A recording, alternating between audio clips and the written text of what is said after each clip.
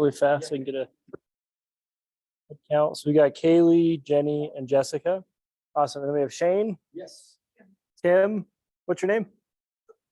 Can you hear me? What's your name? Christian. Awesome. What was your name?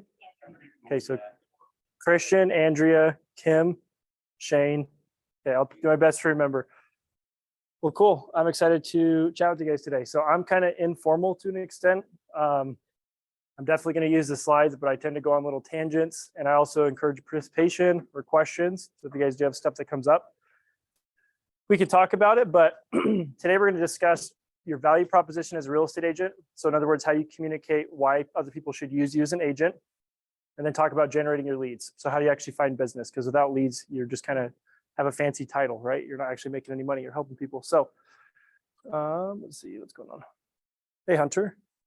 This clicker is like already.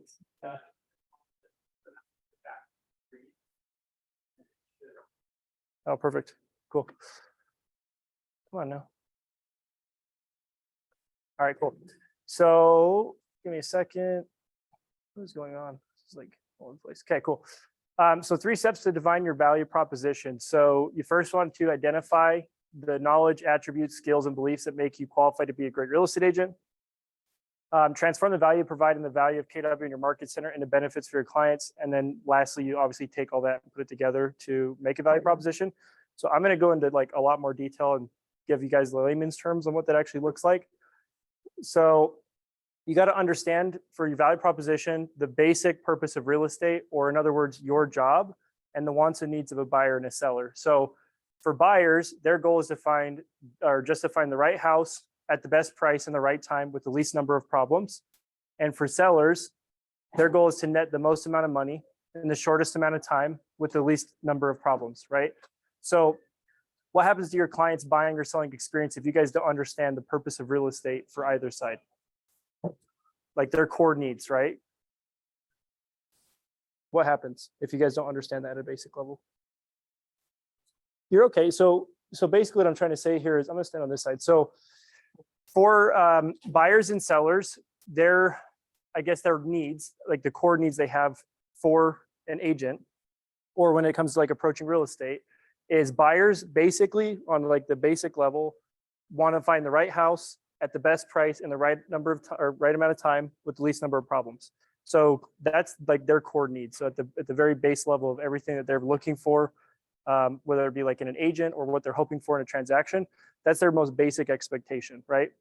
So it's important as an agent to understand that, because, and I'll go into this a little bit more, but when you're communicating your value proposition, you basically have to, in a sense, explain to them how you are going to fulfill that need, right?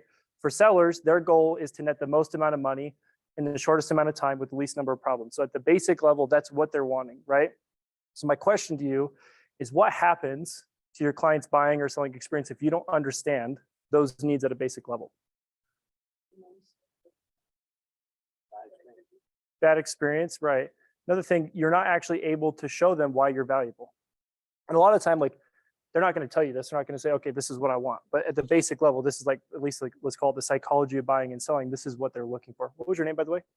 Anna, good to meet you, Riley. Okay, so the top 10 service areas of a buyer value proposition. So when you're working with a buyer, these are basically the 10 areas where you're very involved in helping to facilitate the process, right? So you have needs analysis. So that's basically your ability to, talk to your client and figure out on a basic level what it is they're looking for. So that could be basic criteria for a home, what they're hoping for in an experience, and then pre-qualification or pre-approval.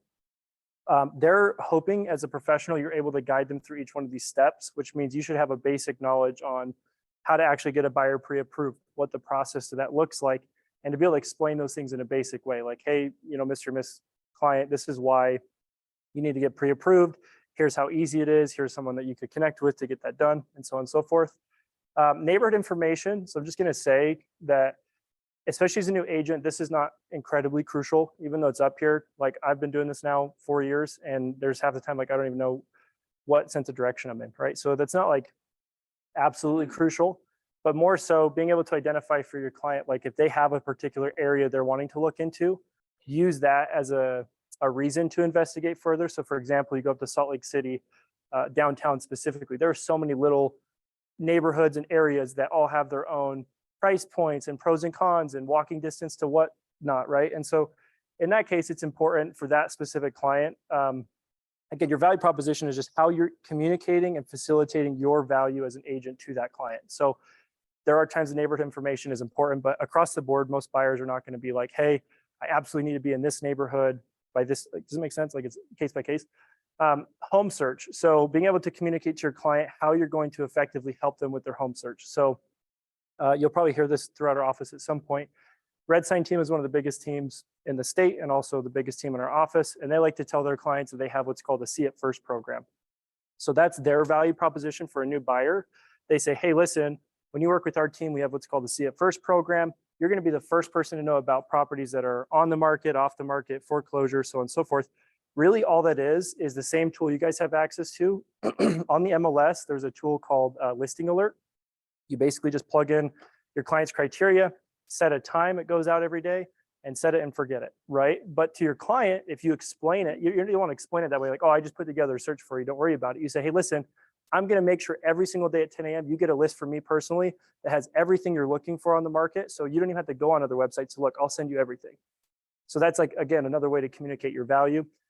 Making an offer. So helping your client understand the process of making an offer. So the ins and outs of it, like you're essentially communicating to the seller why they should pick you and what goes into making an offer, making sure they have their ducks in a row, they know their numbers, they've done basic investigating in the property and everything.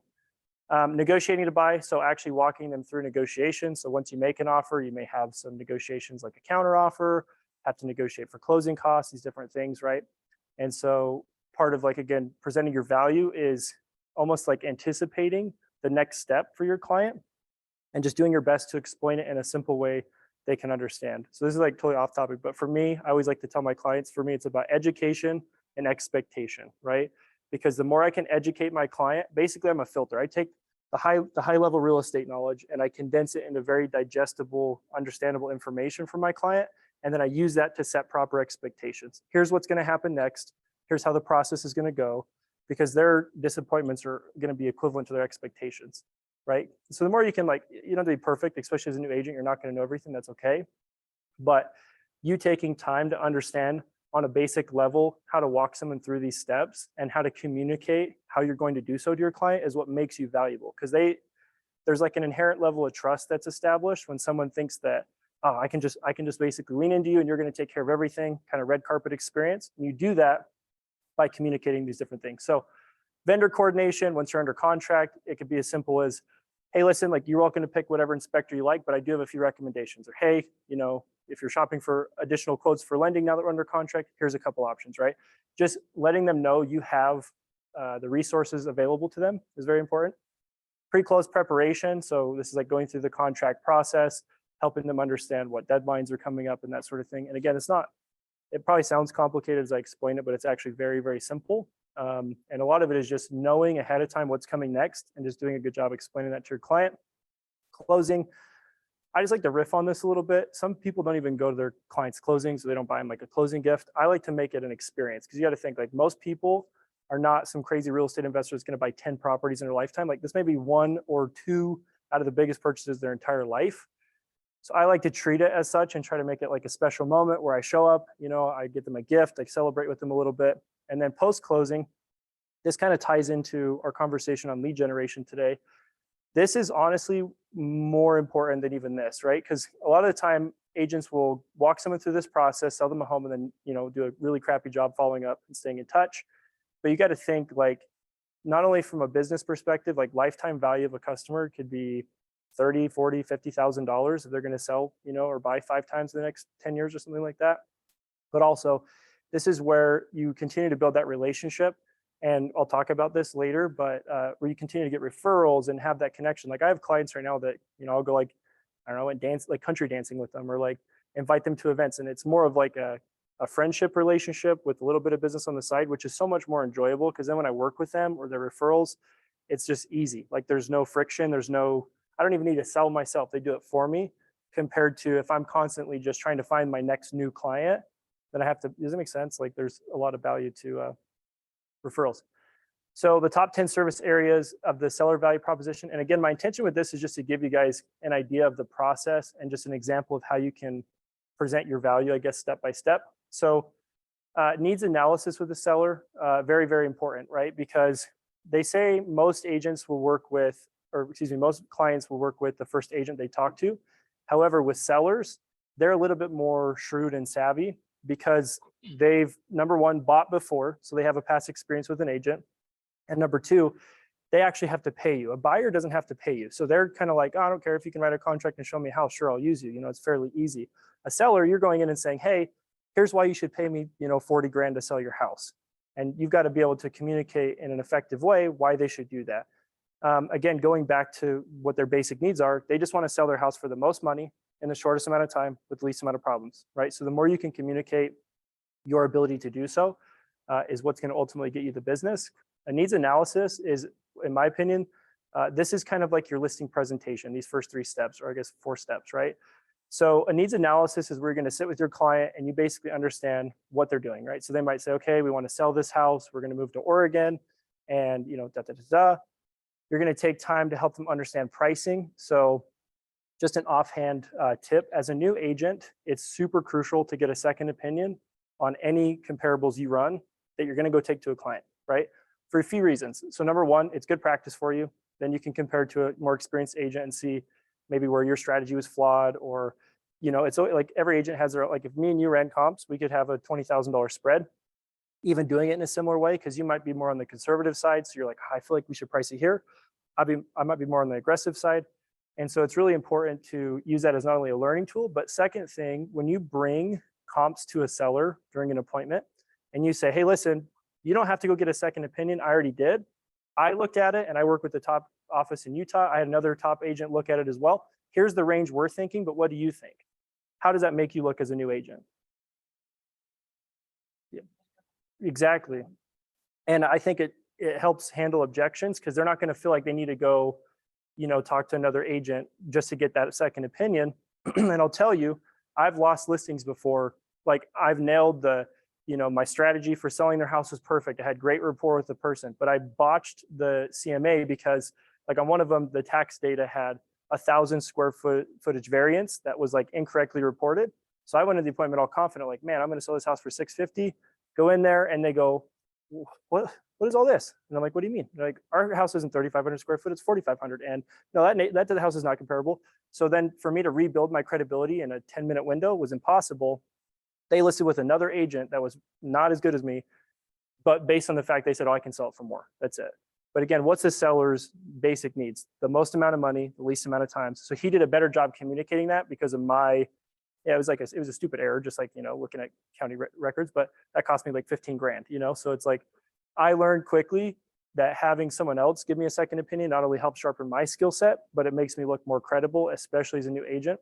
And we'll talk about that in a second, but anything you can do to use the fact you're at this office to help, build your credibility is very important. We are one of the top offices in Utah County. You got people on this wall that sell 70 houses a year. If you can become friends with them and kind of let them take you under their wing, then you're able to have that confidence and conviction that your clients will feel as you go into appointments and stuff like that. Property preparation. This is like totally random, but I just want to tell you guys this as a very simple way to communicate this to a client. I call it the 3 Ds: declutter, deep clean, depersonalize. So if a client ever asks you, hey, what should I do to get my house ready? That's a very simple answer that you can give them where they feel like, oh man, that was very helpful. Thank you.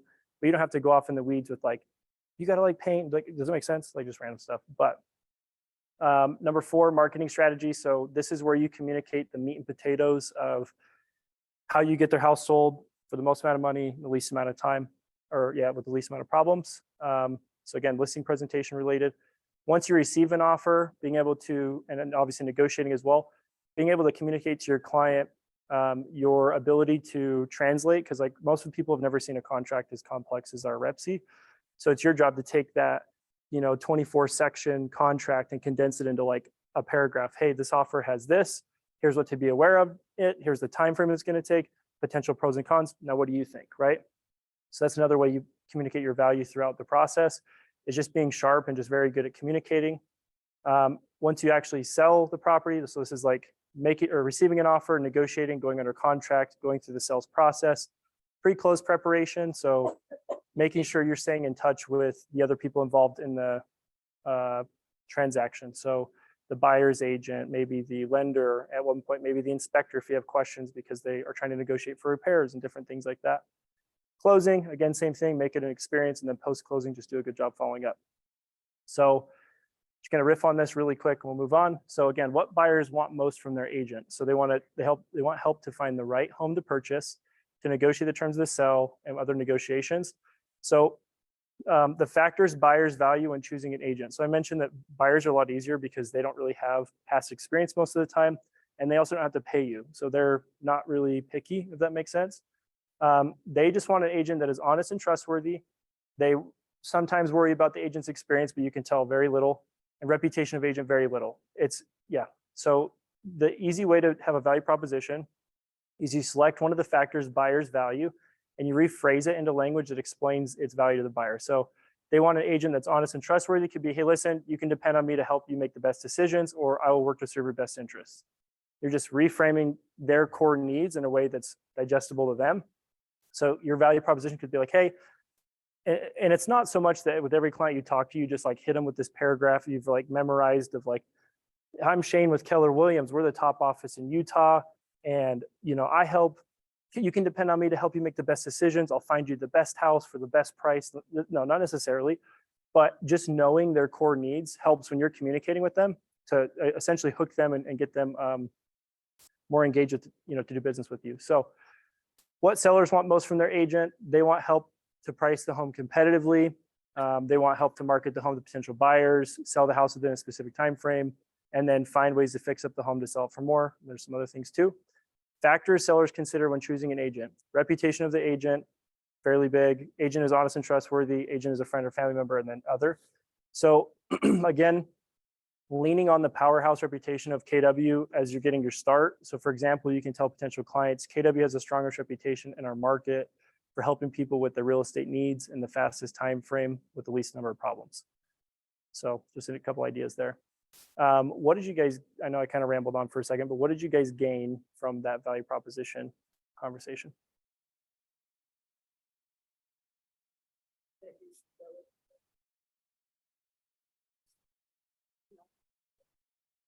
Mm-hmm.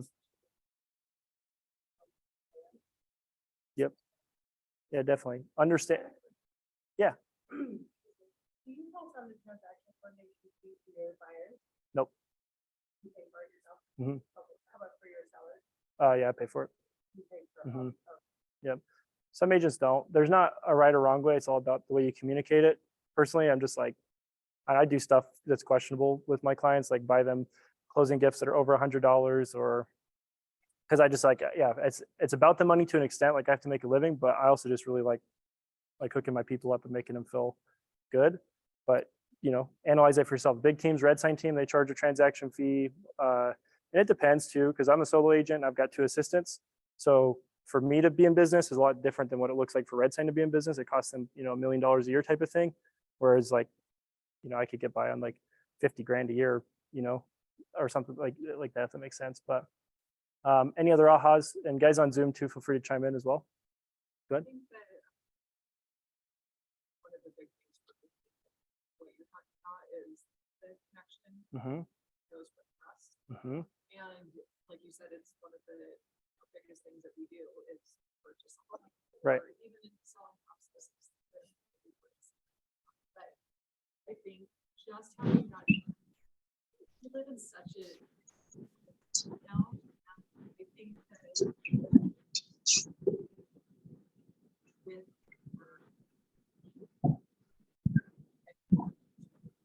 with like trust,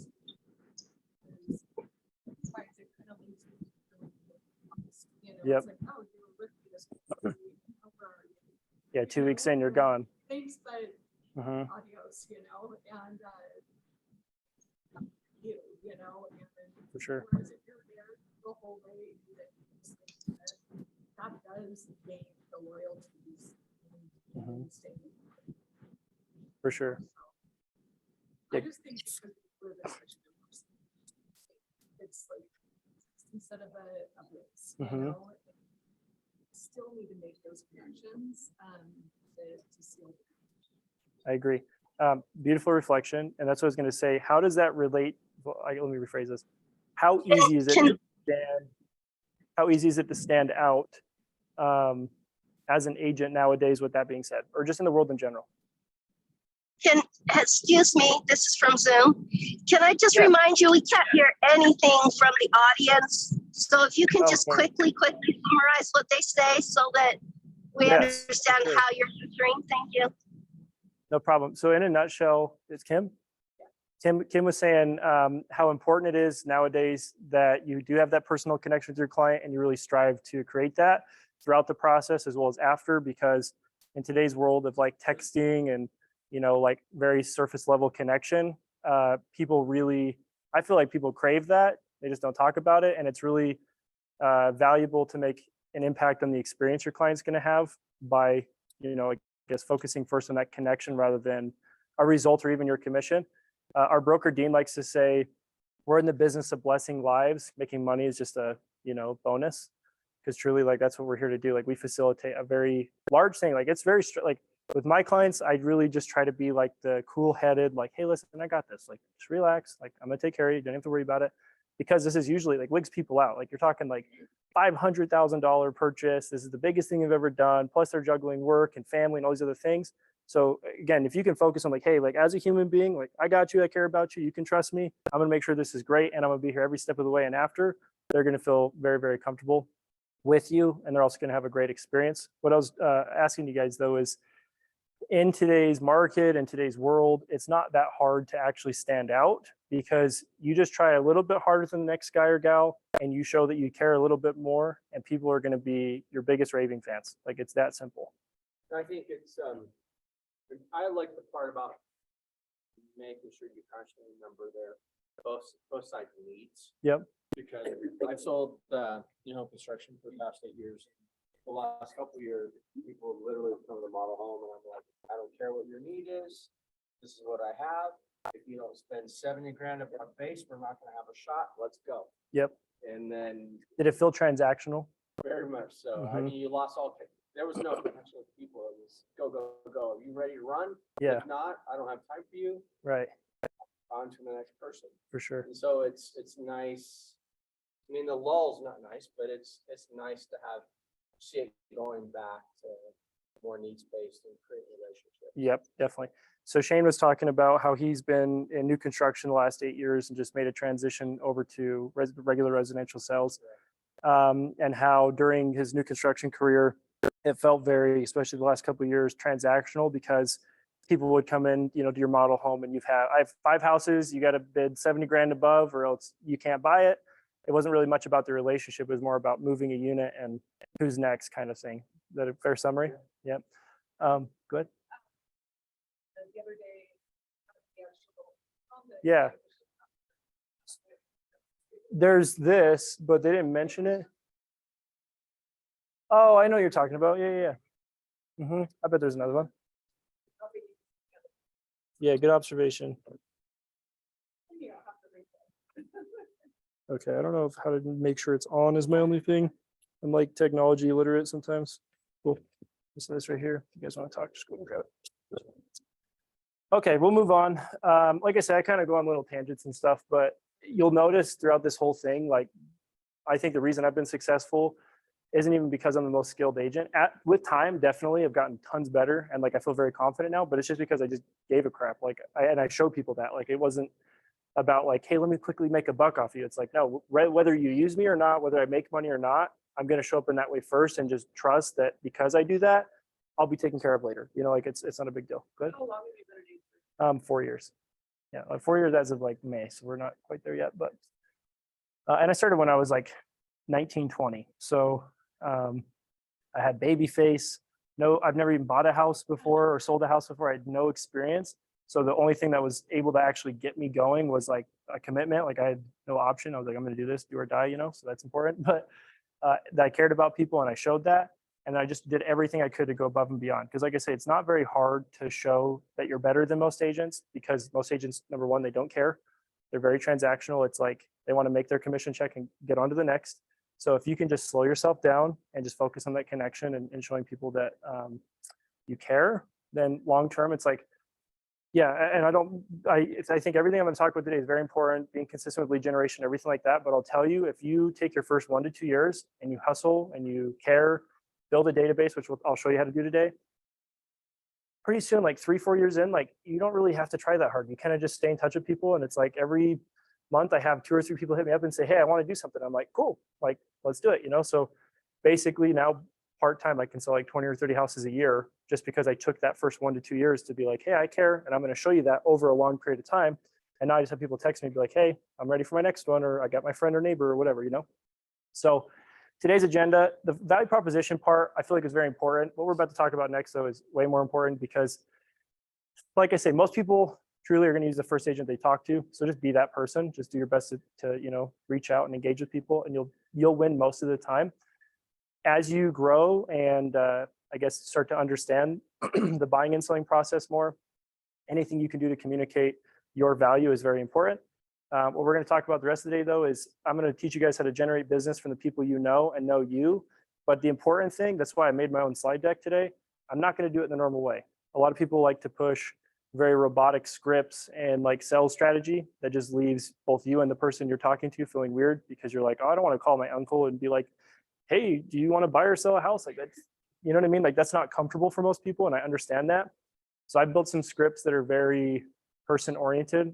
And again, that's the way I do things. You could talk to other agents here that are very businessy, transactional, that sell 60 houses a year and crush it, but that's just not my style. I'm like, no, I want it like, if I'm going to help someone make this big decision, I'm going to spend multiple hours with them in some way, shape, or capacity. Like I want it to be a good experience, and I really enjoy connecting with people. So that's how I'm going to teach you today. Number 2, identify your sphere of influence and calculate the potential income opportunity. So this is huge because I'm going to basically give you the cheat code to having a $250,000+ a year business just off of a handful of people in a database. Categorize your sphere of influence and expand your reach. So once you actually know who your sphere of influence is, how to categorize and basically stay in touch with them or organize them in a productive way. And then lastly, apply best practices lead generation. So when you leave today, not only will you understand value proposition like we talked about, but you'll have an idea on how to go out and actually build your business. I'll probably talk about this later, but I'm just going to say it now because it's on my mind. When you think of a doctor, is the doctor's business the doctor himself and his license? Or what? So if a doctor is going to sell his business, right? What is he selling? If a doctor has a practice for 30 years and he finds some young blood and he says, I want to sell my business to you, what is he selling? His book of clients, right? So what is his business technically? Is it being a doctor? That's his skill set, just like your skill set's real estate, but what is the actual business? Yeah, the people. Exactly. And so today I'm going to teach you how to build a business because you could go learn a bunch about real estate and contracts and sales, but if you don't have people, none of that matters. So Gary Keller, obviously founder of our company, my fear of failure was greater than my fear of lead generating. So many people, this is where they fell. They go get their license, they go to school, they pay the $2,000+ to be here, and then they get too scared to talk on the phone or go meet people, and then they end up dropping out. It's like 80% of people don't make it past 2 years, and even then there's like average agent sells 5 houses a year or something nationwide, which is crazy. This is why. And I'll explain. So another thing, I engage every conversation in the spirit of contribution, and people are happy to be in relationship with me. So going back to what I said earlier, if you come from a place of contribution and care, people will feel that, and they're going to be happy to give you business because they know it's not about the money. And honestly, like they are happy to pay you too because they know where your heart's coming from. They know you're not just there to make a quick buck and move on. The 6 core competencies of a business. So I'll touch on each one of these. But number 1 is lead generate, capture, and convert to appointments. So once you get leads, obviously capturing their information and converting them to an opportunity to do business. You'll then present to buyers and sellers and work to get an agreement, whether that's a buyer agreement or a listing agreement.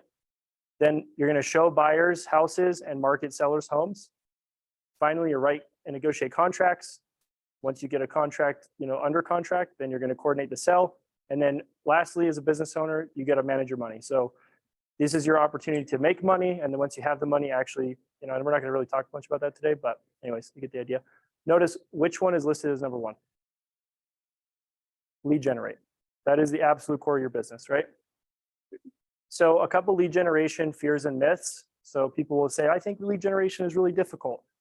Easy way to reframe that is I was confusing effort with enjoyment. Lead generation is actually easy. It's just not fun. I'm going to challenge that though. What I teach you today is made it fun. The script that I use is very, like I say, people oriented. And half the time when I'm making my phone calls, it feels like I'm just catching up with old friends, which is super enjoyable. Like, would you like to get paid $250,000 the next year to talk to people you like on the phone occasionally? Sounds pretty awesome, right? That's pretty much what it is. I don't have time to lead generate.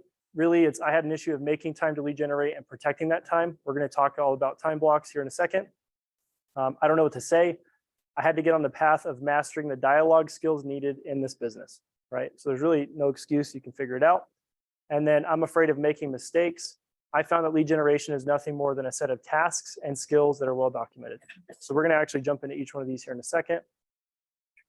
So let's see. Go back. Okay. So before we do that, though, I do want to talk about if this clicker will work. I don't know where the clicker is actually like aiming at, though. Okay. So SOI income opportunity, you guys don't have to do the math. It's already done for you. But this is a basic formula that KW put out. If you have 250 contacts in your phone, let's really say in your database, you have the potential to make $225,000 a year if you do a good job at staying in touch with those people. And the math breaks down. It's like potential closing opportunity, 20 closings, potential referrals, 25. So total potential closings is 45. Average commission, 5,000, 225. Average commission in Utah is like 10 grand. So that's really like, you know, what is that, $450,000?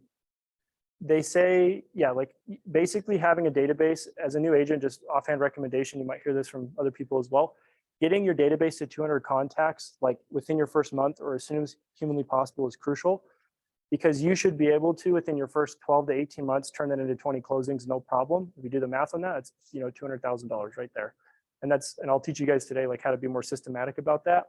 But that's kind of like your golden rule is like, get your database to 200, then learn the systems and skills required to manage that. And then just work overtime on growing that through your efforts. And now it's like, I think I have like, I don't know, 700 people or something in my database. Probably 300 to 400 of those are like people that I'm mostly two-way connected with, you know, but at least 200 of them are people that I could call up anytime and it'd be like pick up where we left off kind of conversation.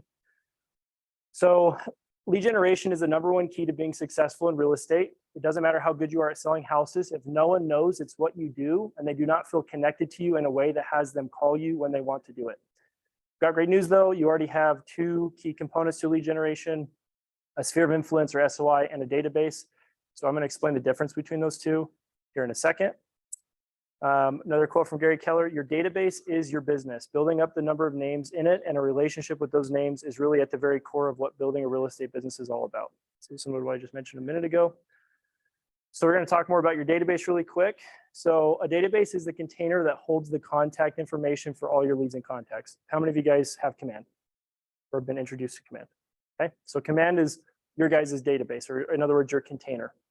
So we distinguish people differently based on the permissions we have to connect with them. I'm going to talk about that in just a second. Here in a minute as well, I'll give you guys a model. But leads are people who have expressed interest in a service or offering of yours from social media, other marketing, your website, or word of mouth. So that could be, you know, someone clicked on your Facebook post or saw your Instagram, was like, hey, you know, I was curious about this post. What's the price on this house? Or I had a question about the buying process. Can you help me? Right? That's a lead, meaning they've reached out in some way. What a lead means though is you haven't established a relationship and yet you have the right to have a one-way conversation with them. That is to respond and begin to build a relationship. So they've engaged with you, which means you're not cold calling them, like they've reached out for some reason. You have permission to reach out to them, but they're not someone that you're super tight with that, you know, you would call and talk about the kids and the husband and wife and the dog kind of thing, right? Contacts are people you have a relationship with. They know you, you know them, and you have permission to engage with them in communication with them. The people who make up your sphere of influence, SOI, are considered your contacts. These people are golden. So your SOI is or is in your database, right?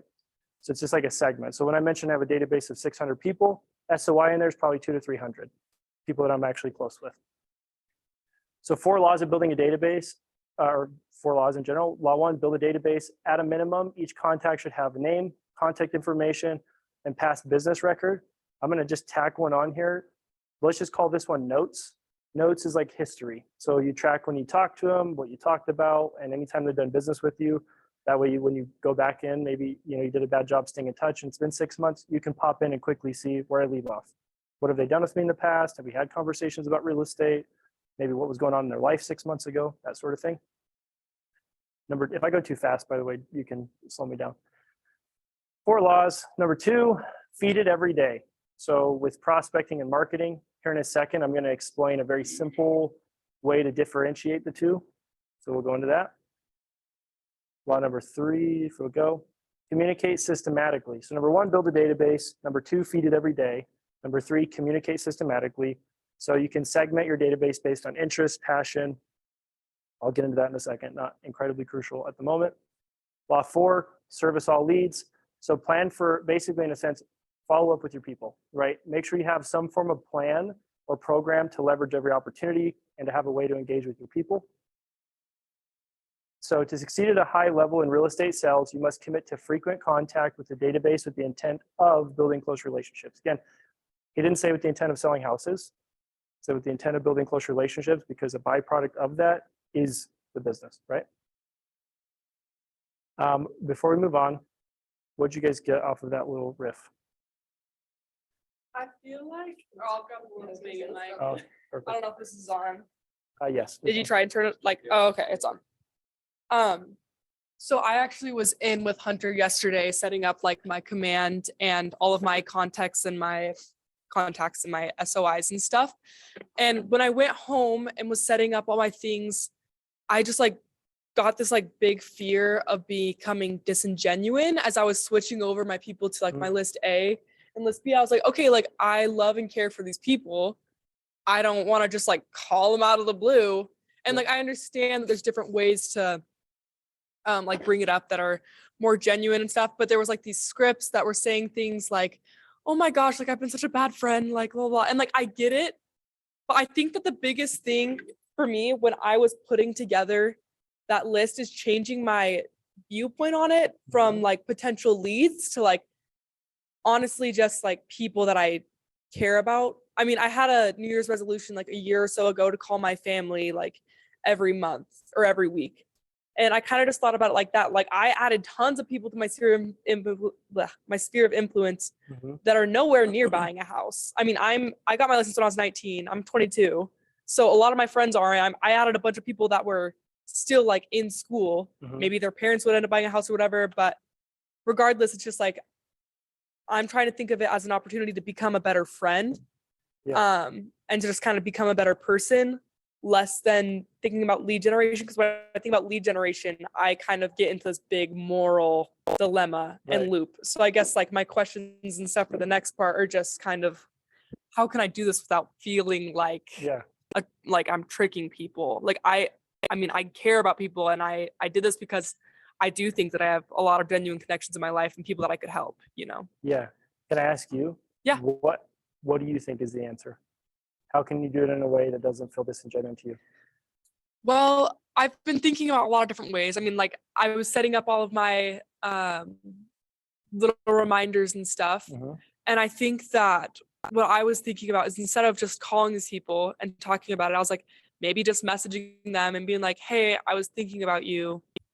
And like, I wonder like how you're doing or whatever. And just starting by like texting them and like only doing kind of, I think I'm just trying to find a balance between doing what I'm comfortable with and also sticking to some sort of like schedule or routine so that I do keep up with things. Because I mean, I've always loved when people text me out of the blue, asking how I'm doing, even if like it is like because they were like told to in like some sort of class, like, oh, reach out to your friends or whatever. Like, I don't care. Like, it's nice, you know? So that's kind of what I've been trying to think about, is different ways. I mean, I was just adding this all yesterday and trying to find everyone's birthdays. And I was like, oh, it's going to be really weird if I just message someone a happy birthday. But yeah. So what I'm hearing is you just have to find an approach that feels comfortable for you. And there's a lot of ways you can do that. Just cheat code for birthdays. Go on Facebook. Even if you're not friends with someone, go to their profile, go to about birthday. Yeah, I'm 22. A lot of people don't use Facebook. I'm like trying to go through their Snapchat contacts and like sometimes it says I'm on there. How old do you think I am? You're 24, aren't you? You just said that. 23, yeah. 23. I mean, I've used it, and obviously, yeah, I have a lot of people in my SOI that are older, but even some people made a Facebook when they were like 12. Hopefully Yeah. they didn't lie about their birthday, because that's the whole thing. But Yeah. birth year is not super important. But my general thoughts on your question is come from contribution. Like, and it's more of, so there's a saying, sometimes it's not about the actions you take, but it's more about the energy with which you take them with, right? Because there's a, like, let's say I'm having a really terrible day and I decide I'm gonna prospect. Like I'm coming from this really like low vibrational state, feeling like shiz, and I'm like, I'm gonna try to create business. And I'm calling people. What do you think they feel when they're on the phone with me? So even if I had the perfect script, the best of intentions, everything else, but I was making those phone calls, like they're probably not going to connect with me in some way. Versus if I get myself in the state of like, man, how excited am I today that I get a call and connect to people I care about, check in on them, see how they're doing. And if it just so happens to turn into business, great. But that's just a byproduct of me doing this, right?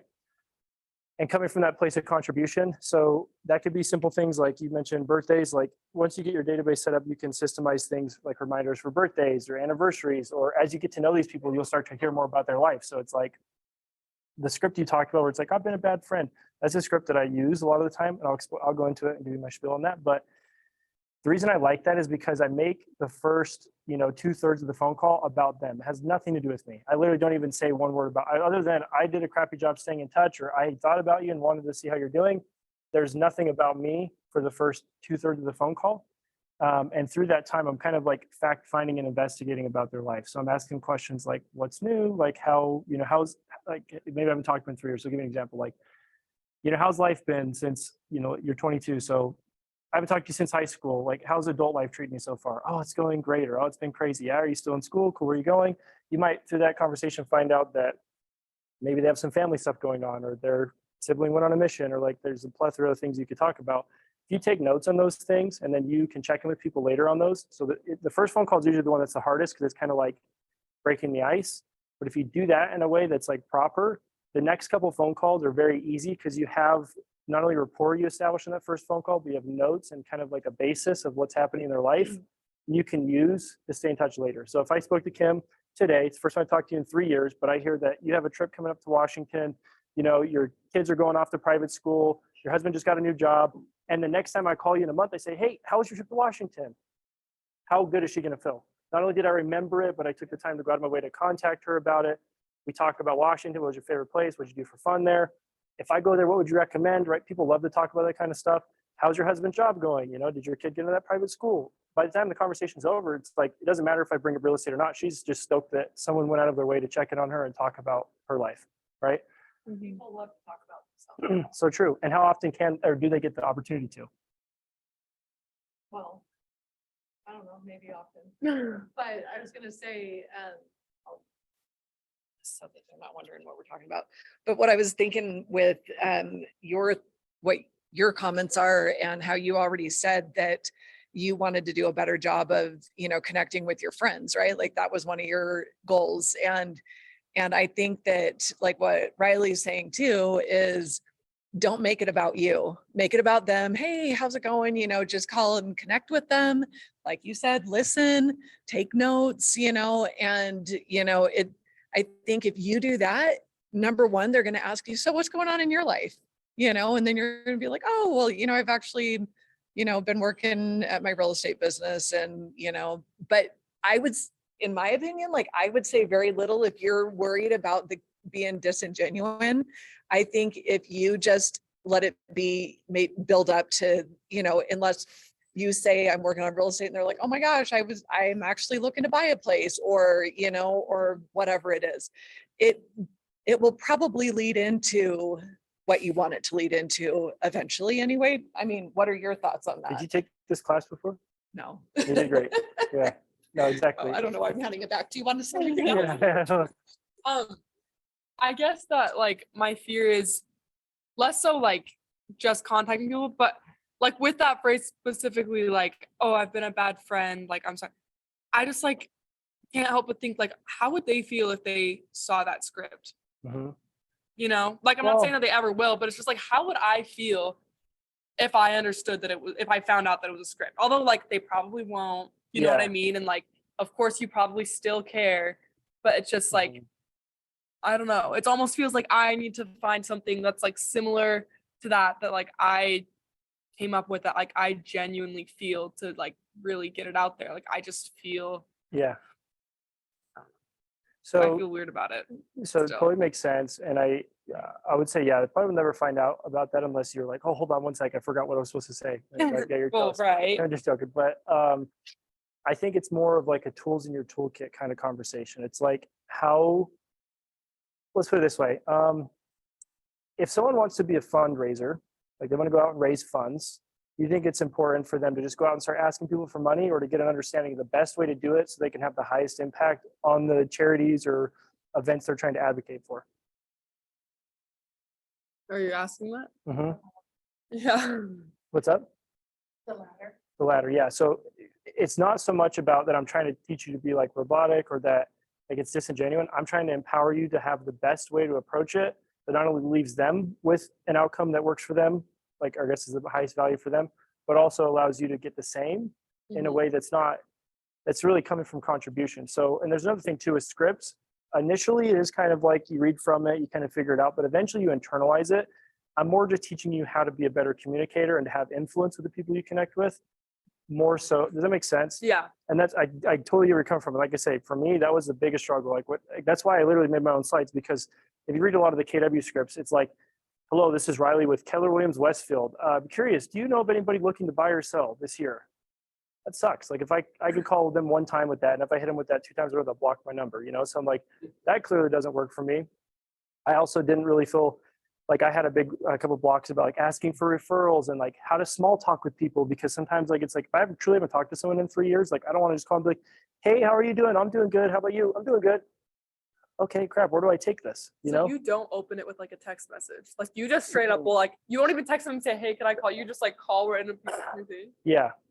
That is really scary. It can be, but you have to think similar to what we were talking about earlier. There's a couple, and we'll talk about this, like your daily 10-4, right? I don't know if you've heard that yet. If not, I'll explain it really quick. Daily 10-4 is 10 contacts per day. One of the parts is 10 handwritten letters.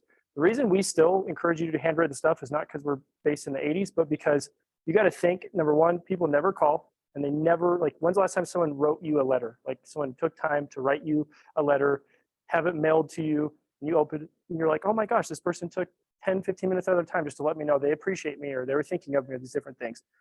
It's more like, I kind of lost my train of thought, but it's more like it can be uncomfortable, but most people don't call. So that's going to make you stand out for one. And then if you're armed with a good toolkit of like how to approach that conversation in a way that feels genuine, and this thing, it will feel genuine if it is genuine. If you're coming from it like, ooh, I can't wait to call this person to make some money, they're going to feel that. But if you're like, hey, I'm just using this script as a way to make sure I don't botch this call and make it so I can never talk to this person again because it's super awkward. And at the same time, I'm going to leave with a really good understanding of like what's actually happening in their life at the moment. I think that's super important. So again, like more of the way you approach it. So yeah, I definitely do call people and good. I was wondering if you could just do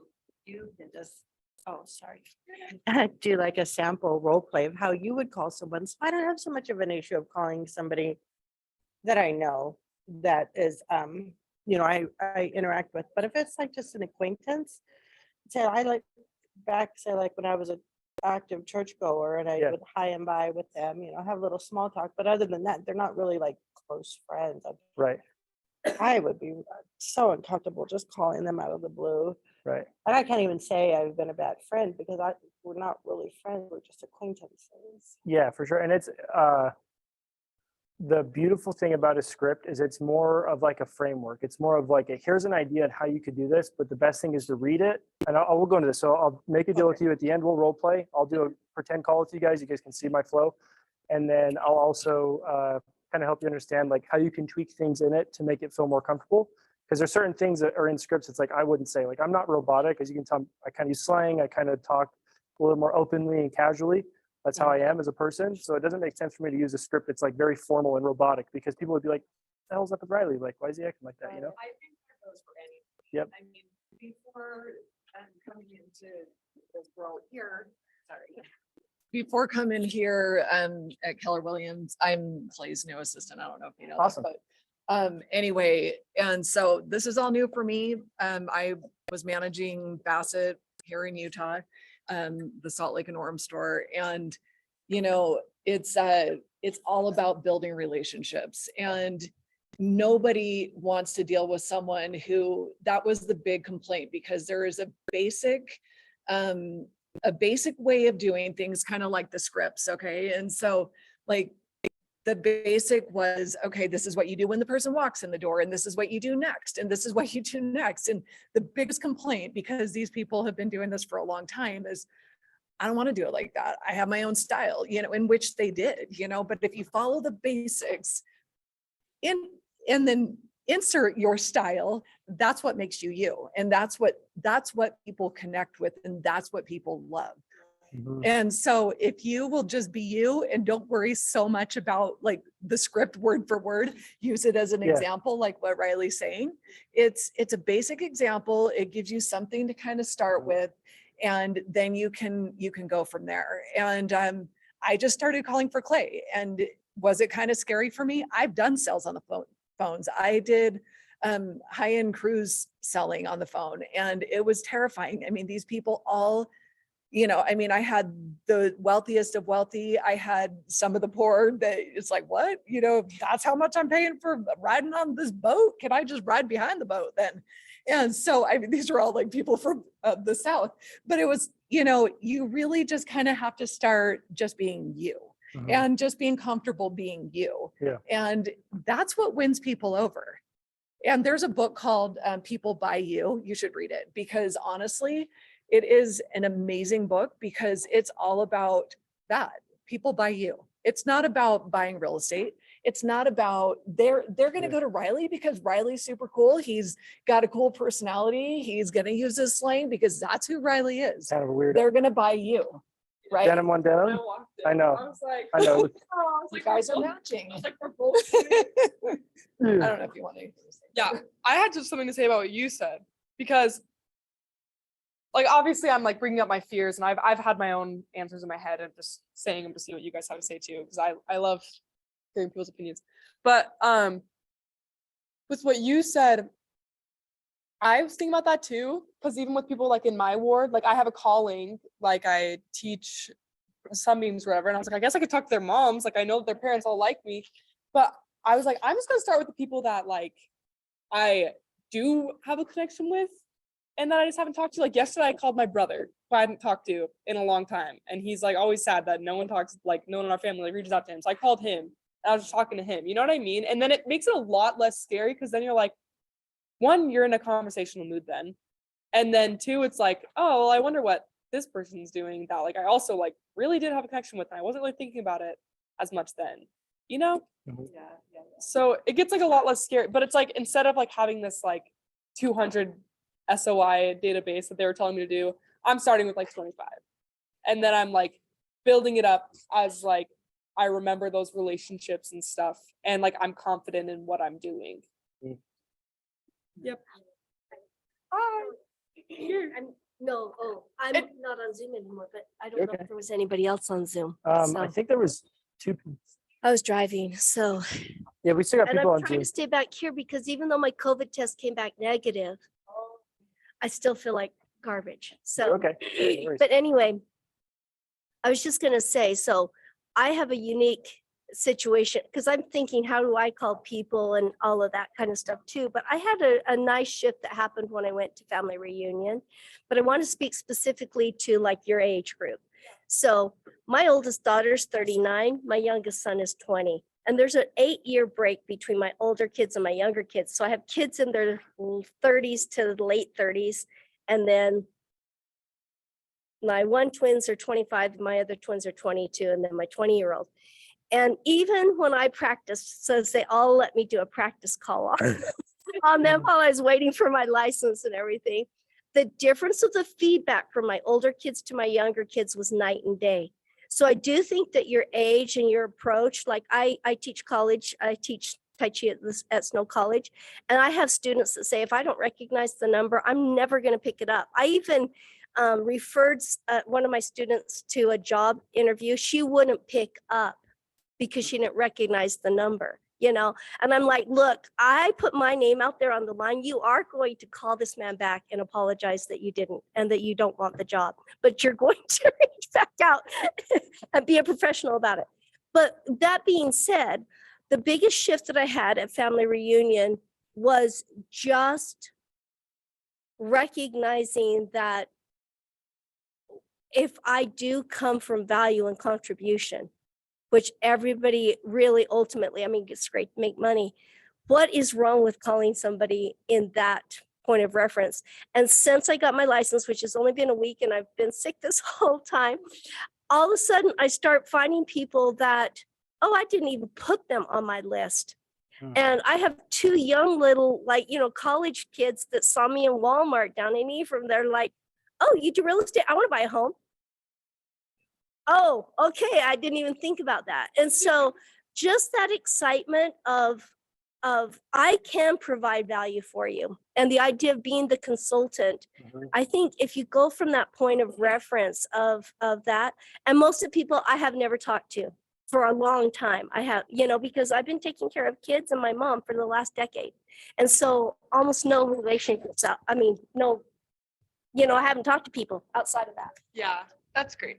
And I don't care anymore. It's like, I want everybody to know that I do real estate and I'm your girl. And you want to help. Yeah. Does that make sense? As long as you're doing everything you can to gain that confidence, I feel like, and to become educated, then I feel like the fear of being disingenuous might go away a little For bit. sure.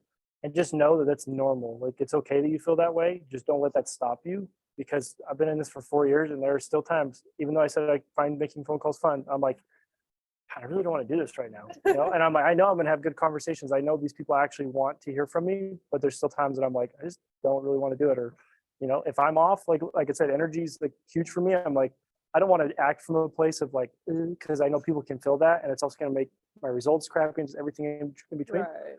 So yeah, it's important, but I agree. It's like putting yourself in that mindset of like, okay, worst case scenario, am I doing the wrong thing because I'm choosing to go out of my way today to let this person know I care about them, that I'm curious about their life. And if real estate happens to come up or I can mention it in some way that feels authentic to me, then great. But if not, at least I know I did my part, if that makes sense, right?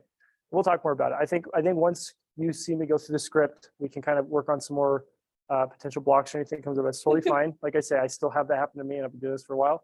I think once we role play that and you guys see it in action, you'll really appreciate it. You mentioned something I want to touch on really quick. I totally understand why Clay picked you as assistant. It's hilarious.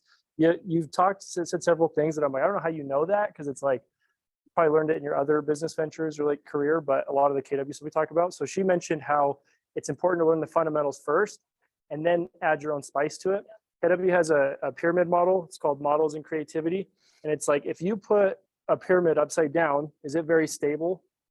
No. And that's a representation of like, if you try to be creative first and then find models later, you're going to have an unstable business or approach. But if you focus first on at least just acknowledging and understanding the models, then you can add your own spice to it and internalize whatever it is. Because I'll tell you, you look at anybody's business on this wall, they are not the same. There are similarities, like for example, me and Cam in here, like we're both solo agents. We both do a good amount of business. We both have a transaction coordinator and some form of assistant. But is our systems the same? Do we run client events the same? Is the way we talk to our clients or approach our clients the same? No. Give you an example. Cameron charges 3% commission, no matter what. Doesn't matter if the property is offering 1%, 2%. If he's getting his 3%, that's something personally I'm not like going to do. I'm not going to get a buyer and be like, hey, you owe me $5,000. Sorry. Right. But he's done it in a way where his clients, he gets 5-star reviews. They're stoked. He's figured out a way to make that work for him. Personally, I'm just like, I'm okay. You know? So that's just an example. Does that mean that he's doing anything wrong? No, it's again, he found the basic fundamentals and he's learned his own way to approach it that works for him. So anyhow, moving on really quick. Let's see if I get the clicker to work again. Okay, so we're gonna go through a model. Don't glaze over. Pay as much attention as you can. I'm gonna simplify this, okay? So as you've learned, KW has a model for everything. So the best thing about being at this brokerage truly is like people are amazing. I would say that's the best thing is the people. Second to that though is the fact that anything you wanna do, if you wanna be on a team and absolutely crush it, if you wanna be a solo agent that makes $1 million a year, there's literally a path for it. Like you just have to basically read up on a couple things, practice putting them into action, and boom, you've got the result. It's like we've got the cookie recipe for any type of business you want. So if you want to make 500K next year, you could. Like it's available to you. You just have to figure out how. So I'm going to teach you a very simple way to look at your lead generation. There's a couple slides in here. I need to clean it up, I think. So if I have to like skip stuff or reiterate, bear with me. It makes sense that there would be a model for your number one job of lead generation. Though it may look complicated, it's really about one thing. Again, relationships. You are in the relationship business. The more relationships you have, the more business you have. This model is a basic way of understanding how to get into relationship with people and how that relates to the business cycle, like how you actually get business from it. So number one, prospecting and marketing are lead generation activities that deliver leads to your business. So you've got a funnel. So you go out and you do prospecting and marketing, and then you have leads come into your database from some way, shape, or form. So whether that's you asked for a referral and got a name, someone clicked on your Facebook post, messaged you on Instagram, or you bumped into someone at the grocery store, somehow, some way, you captured some information and then you put it into command, right? Next. So you put it into command and then clicker, come on, man. I'm going to quickly just talk about prospecting and marketing. The difference between prospecting and marketing is that marketing is money intensive, meaning it requires you to put dollars in to get dollars out. It's passive, meaning you're not directly engaged with it. It's more of like fishing. You're casting out a line or a net, hoping it brings something back. And it's also long-term result focused. Prospecting, however, is time intensive, meaning it requires your direct effort. It's proactive, meaning you have to engage with it to make it happen or get a result, but it's immediate results, right? So this little thing's in the way, but I'll read over it. It's best practice to generate leads through a prospecting based, meaning your base is in prospecting, marketing enhanced approach. So prospecting is proactive and direct. You're actively searching for leads. It's more like being a hunter, right? You're looking for business essentially or leads. So prospecting is low to no cost, yields a high quality or quantity of leads, which in turn gives you quality leads, establishes personal relationships, keeps you in direct contact with the market at the moment, and increases your confidence and skill. So as a new agent, which one should you be most focused on at the moment? Okay, why? First of all, you can do it basically all three, Right? and or minimal cost. Second of all, Thank you, Tim. thank you. That time sensitive and immediate results. You know, I don't know about anybody else, but I need money, start coming in, right? And so, and again, if you're trying to get to that 201 or 250 or whatever number we want to put to it, prospecting is your very first place to take really. One of the things they said at family reunion that I loved is that what they do is qualifying what a lead is versus a contact. Yeah. And that's the whole idea, right? Is that you've got to take all those contacts and see how many of them are going to be actual leads and actually in that sphere of influence, and your VIPs and your ABC list or however you want to tag it. So prospecting is going to be your best bang for the buck as quick as possible. Yep, exactly. Thank you. So marketing enhanced means, so for example, once you set up your database, you could say, okay, now that I've got my database and I've been consistent and systematic with my phone calls and my texts and stuff, now maybe I'll try out a newsletter, or maybe I'll start a Facebook ad or something, right? But it's just enhancing the efforts you're already doing. But I'll tell you, you don't like actually have to do that. Like you could literally just be the person that just sends out texts and emails and makes phone calls, never spends a penny in marketing, and have an amazing business. Because truly, in my opinion, one second, I'll answer that. Just like we talked about, if you, like, for example, if you go put your face on a billboard, people are driving by, what are the odds they're going to go out of the way to be like, oh, let me call her? No, it doesn't matter, right? But you could spend thousands of dollars a month on that, or you could just call 20 people every 1 to 2 to 3 days and probably close 2 deals a month, make like 250K. And you basically are like, oh, I just get to like talk to cool people all day. That's what I do for my job. It's amazing. What was your question? I apologize. I don't. Anna, Hi, Anna. So maybe think of this at family reunion. It's on lead generation, but specifically social media and stuff like that. She goes, I'm sorry, I'm not as generous as people around here. I'm not as caring. I'm not this, that, the other, but she's young, right? And she said, here's my deal. I don't want to call people. I do events. It's all of, I pick an event that I want to do. And then when I'm calling people, I'm just inviting them to the event. I'm not talking to them. I'm here's the event.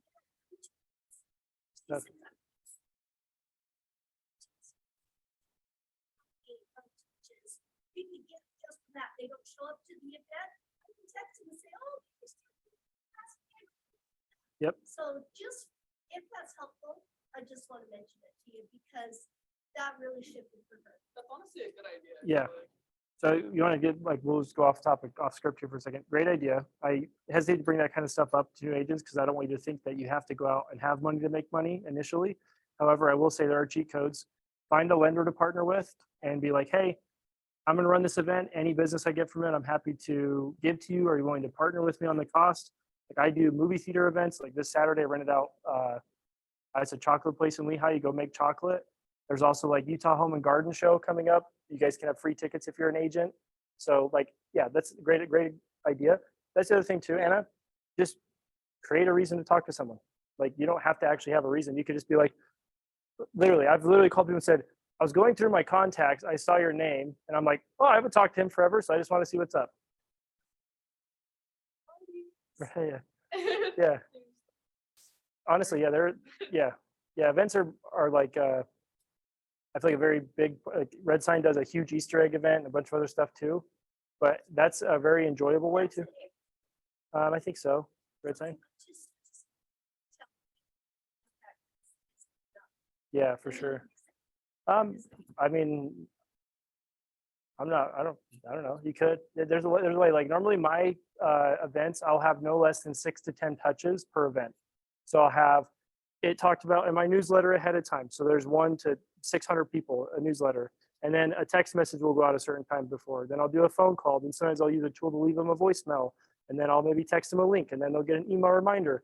And then after the event, they also get a text following up. Hey, sorry we missed you, or thanks for coming. And there's also the, like on my even event sign up, I have questions like, thank you, like when I used to have agents on my team, I had 2 other agents. So I'd be like, who's your agent?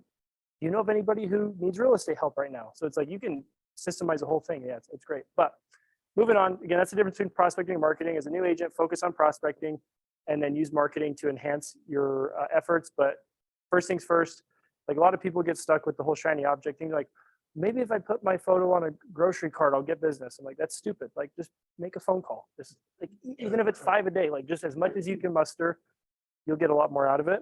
Don't chase shiny objects. Anyways. So next on the lead generation model. So we already talked about this, leads, people who have basically reached out to you, but you don't have a relationship with, contacts people you have a 2-way relationship with. Moving on, come on now. I don't know where the clicker button's at, but I'm just like, oh, cool.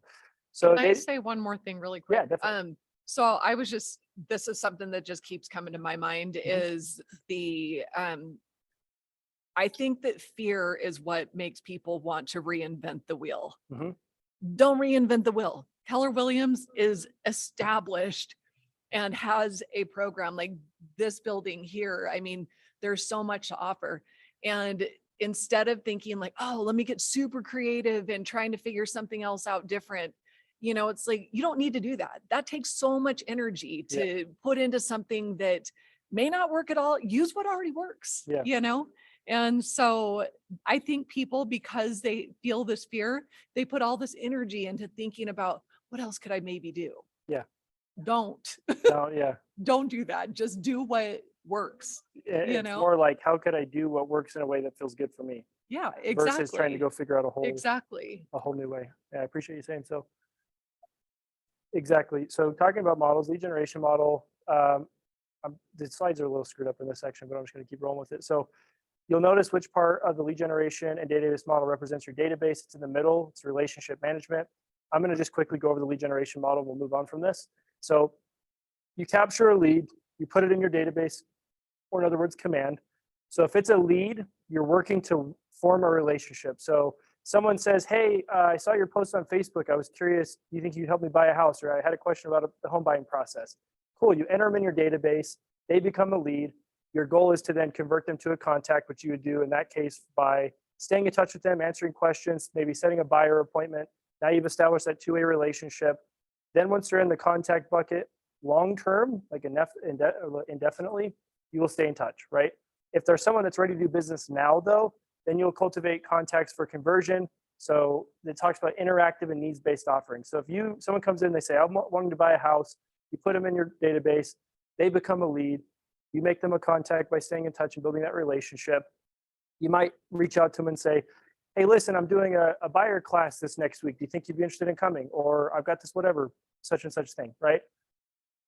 After a while, they'll end up doing business with you at some point. You can see here new and repeat, which then turns into referrals. Referrals go all the way back up, and then the cycle continues. So the idea is you get leads, you put them in your bucket, you work on warming those connections up. Eventually, you'll convert them to business, whether that's new or repeat. You also get referrals, and then the cycle continues. So you can think, after 1 year, 2 years in the business, if you have 200, 300, 400 people in your database, you've done a great job. You basically just have this like wellspring you can tap into anytime for new business. Just it's based on your effort level. Like I could be very lazy, probably still sell 15 to 25 houses a year. I could work my butt off and probably sell 60, but I don't really want to. Honestly, it's a lot of work. So anyways, types of communication. There's like a communication pyramid thing that I didn't put on here, but I'm just going to tell you about it. It talks about the impact of types of communication. The top is face-to-face, right? I think the second one is like phone call and then written and so on and so forth. So you just want to use a variation of these depending on your preference. So there are agents in this office, like I say, everybody does things a little differently. They'll just show up to their client's house unannounced and be like, I got you a gift. And I'm like, that's really cool. But I'm like, also, that's like weird. Like I personally, if someone just showed up to my house, I get annoyed. I've got dogs, they bark, and I'd be like, thanks, but like, I'd probably get a little angsty, So I don't really like to do that, but they do that and they crush it because of that. So find what works for you. I think the non-negotiables are phone call, email, and text. Face-to-face could be client event, it could be pop by gifts, it could be whatever. KW app, that's just again, part of your value proposition working with KW. You've got this cool app you can search real estate and check stuff out on. And then handwritten communication, I feel like, is a way to make yourself stand out, because most people never get like, if someone wrote you a letter just saying, Anna, I just wanted to take a second to let you know, I seriously appreciate you so much. Like I was thinking the other day about this time or that time or whatever. And does it make sense? You'd be like, oh, wow, what a nice person. Cheat code. If you have an iPhone text message, you can also do voice memos. I love those because it's a way you can almost do a mini phone call. I can text somebody, for like Novali's birthday was yesterday. I sent her a voice memo rather than a text, rather than a phone call. I'm like, don't want to interrupt her work day, but I also think a text message is not genuine enough. So a voice memo works in that case. Hey, sorry, I was just calling to. Exactly. Beautiful. So another thing, I would challenge you that no matter what, when you get done with a phone call, if they don't answer, so if you make a phone call and they don't answer, you send a text and or leave a voicemail, one or the other, no matter what. Because if not, chances are they won't call you back. It's also just another opportunity to touch them. So anyways, moving on so they can get the clicker to work. Cool. We already talked about client and referral loop, putting it all together. Again, lead generation never ends, meaning as long as you choose to want to sell real estate, this cycle is going to have to be in effect. You should time block your lead generation daily for the best result. And then your database and this whole system also determines the size of your business. And essentially it is the how that will help you reach the goals for starting this career. So again, it's just basic math and like following a recipe in a sense, right? What did you guys take away from that conversation? I really liked when you talked about. You want to grab the mic really quick? Let's see if we You're okay. Anyways, sounds good. Yep. I don't know if there's anyone. Well, they record the things anyways, so we should probably be speaking to them. So they put them on YouTube. But I really liked when you guys were talking about the triangle, the upside down, and the. I'm not being a triangle. Anyways, but just not doing creative first, because obviously you can tell that like I was having hesitancy, like, oh well, should I just do it this way or whatever? But I feel like you guys saying that and putting that out there, like it makes a lot of sense, and it kind of just like reminds me like, okay, Anna, like there's a reason, like you don't know better than them just because you're like in a different like generation or like whatever, like of people, like social sphere. Like there still is a foundation for a reason. So kind of just reminded me, okay, like what's the worst that can happen from trying it this way and building my foundation somewhere that's proven, you know? So I really liked that reminder. I think. And like the inexpensive way for you to gather people together, like friends, is like do a charcuterie board, like gathering. Everyone brings their like type of charcuterie. It's fun. Like, people love it. They're posting it. Yeah, and little like parties and stuff are huge right now, especially in like social media. They have all the influencer friends coming. You do have to pay, you know, for your group. Yeah, and it's hard too because like I'm like newly married. So it's like, I don't like all my like male contacts, like it's kind of like interesting. It's like, even if they're like my husband's friends or something, it's like, I'm not gonna have a phone call with them. But like my friends that are women aren't usually as likely to be in the financial position because, yeah, and because the world is still like that. But Yeah. so just trying to figure out that barrier too. Like I say, I just encourage you to think about, and you can separate business and personal life. Like, I'm not in a relationship anymore, but I was in a relationship for like 9 years at this point. And so building my business, there was a lot of times when I would go on listing appointments, where it's like, I'm going to meet with a female only, or I'm calling people like that. You just have to, I would encourage you to talk to your partner about it and what they're comfortable with as well. But also just remember where you're coming from and tailor it to that. Because Right. chances are like those people are still your friends. So they'd be happy to hear from you, and they're not going to take it in like a, she's trying to hit me up kind of way. You're just like, what's up, dude? I haven't talked to you forever. You'd be surprised. I feel like if True. you're a girl and you're nice, then a lot of times people will think that you are. For sure. Yeah. Because like even like in this business I've noticed so far, like it's like kind of messed up. But it's like when I got my license, I was single. And it's like people would like use that as like a platform to like hit on you or something. And it's just like I feel like just like being like a woman and like trying to like establish like some form of like professional business, it's like hard and it's confusing, and like it really does like do these challenges and stuff, because it puts like this weird like dilemma on me where it's like it's just super uncomfortable and like super unprofessional. Yeah. Talk to other agents that are Other- females that have been successful and ask them how they've approached it in a way that allowed them to maintain a level of safety and comfort and still get out there and make stuff happen. Because I totally get it. That's a unique challenge for the feminine, is I feel like there are a lot of kind of predatory people out there. But I also truly believe too, what you believe is what you'll get. And if you're reflecting that out into the world, you're going to attract more of that, versus if you come from the place of like, like I say, a lot of it's here. Like you kind of create, I don't know, I'm gonna get woo-woo, but you create your reality. So like, yeah, you could totally make an adjustment to like your perspective, and that's going to determine how people start showing up for you as well. Yeah, and maybe just trying to like flake that off. And just be And like, I also- okay, like I'm just not gonna talk to you Yep. anymore. Let's take seriously. Yep. Which automatically is a foundation versus an intimate foundation. Yeah. You say, I'm gonna do whatever. A that game was. night here or something. Yeah. Yeah, exactly. Or you're gonna have how do I put myself in a position as a young person to buy a home in the next year to 2 years or whatever? Yeah. Have a class on that and then ask some of these agents to teach it. Yeah. You don't know. You know what I mean? So what she was saying is just tailoring your, for those on Zoom, what she was saying is just tailoring Oh. tailoring your approach to be in a professional setting that can potentially help set proper, like, I don't know, rules of engagement with the people you talk to.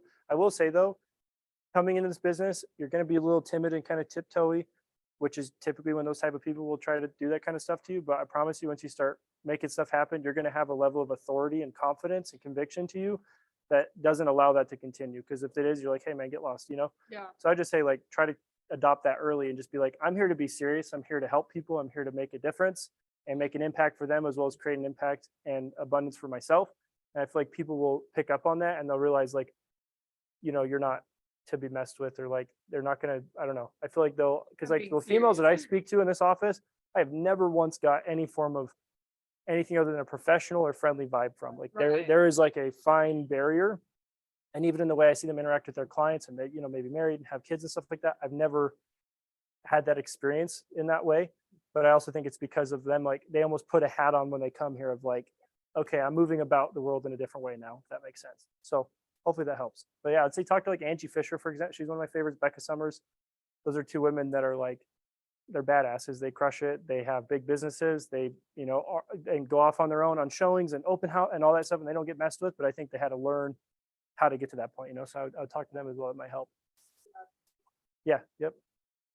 Cool. So we're just gonna quickly wrap up, talk about sphere of influence. We'll get into lead gen best practices, and I'll let you guys practice. So your sphere of influence are the people in your life that influence you, and who you influence and who influence you. They can be close relationships, like close friends, family, or more distant connections, like if you have a kid and they have a friend, their parents, a former coworker, a neighbor, or someone your mom went to college with. SOI is just basically like you have some form of connection with them that would make it like I don't know, in my opinion, I kind of categorize this as people I have two-way relationships with. And it's like, if I called them and I said, hey, it's Riley, they wouldn't go, who? Or like, they'd be like, oh, hey, what's up, Riley? Like, they know me. Like, maybe I'm not their best friend for life, but I have some form of past experience with them or connection that allows me to engage with them in a way that's comfortable. It's important to connect with your SOI systematically, efficiently, and effectively. So we're going to get into that, but I'll keep talking about this really quick. Keep clicking. So categorizing your sphere of influence. So don't get too in the weeds with this. I kept this in here because it's important to talk about, more to plant a seed for long term. But initially, just get the people in the database, talk to all of them, and then decide where they fit. Don't get, oh, I got to upload them, and then I have to do A, B, C, D list and all this. Like, personally, I feel like that's a waste of time, because chances are most agents, like when you get started, I don't know, like maybe not you because you've been in the business, but if you were sole income, like you had to make it in this business, and I say, hey, in order for you to get started, you've got to upload your database and categorize it perfectly. And by the time you get done with that and figure that out, your window to make money and stay in a business is so short that I would rather just say, hey, get them uploaded. Here's a way to talk to them, take notes, and then later we'll worry about that once you start to get traction, versus trying to lay the framework up front. But I will still talk about this because it's important. So categorizing your sphere of influence, these are just basic examples. Immediate family, friends, relatives, neighbors, past coworkers, hobby sports group, teachers, worship, whatever, and then different types of other professionals that you might engage with. Easy way to do this, tags in command, because then you can just throw a tag on someone, like maybe you met them at the gym, or maybe they're, professional network or referral source. You can tag them, and then it's easy to pull them up in that way or categorize them. You can also do, the ABCD list for your general SOI, or top 250 or top 50 or whatever, depending on the size of your business as well. Expanding your SOI. So add more personal information to your SOI contacts. Just ask, you'd be surprised. Like, it's not weird to ask someone for their contact info. A lot of the time, if I connect to someone, just like, hey, can I send you my contact card? Cool, what's your phone number? Sweet. And then I just add them in my database. It's very simple. They can be people you meet at the store, people you reconnect with, doesn't matter. Strengthen casual connections, join groups that will connect you with people with similar interests and values. And then finally, referrals are another way to expand that. So gather leads from your sphere of influence. So this is what they wanted me to teach you. I threw in mind personally. So the KW recommended ways to ask for business was, if you hear of someone with a real estate need, will you keep me in mind and let me know right away? That doesn't feel genuine to me, so I'm not going to say that. Or, I am building my business on people I know and the people they know. Do you know of anyone from family or friends, work, your neighborhood, or a group you belong to is thinking of buying, selling? That's like super wordy. I'm like, oh, if I called like a kid I haven't talked to in 4 years, something from school, and I said that, he'd be like, what? So my favorite is just basic. Hey, listen, man, like at the end of a phone call, you're talking to someone and they happen to say, what's going on in your life? Like, oh, I'm just working on my real estate business. That actually reminds me, I set a pretty big goal this year. I want to help 20 people with real estate. Do you know of anybody I can help right now?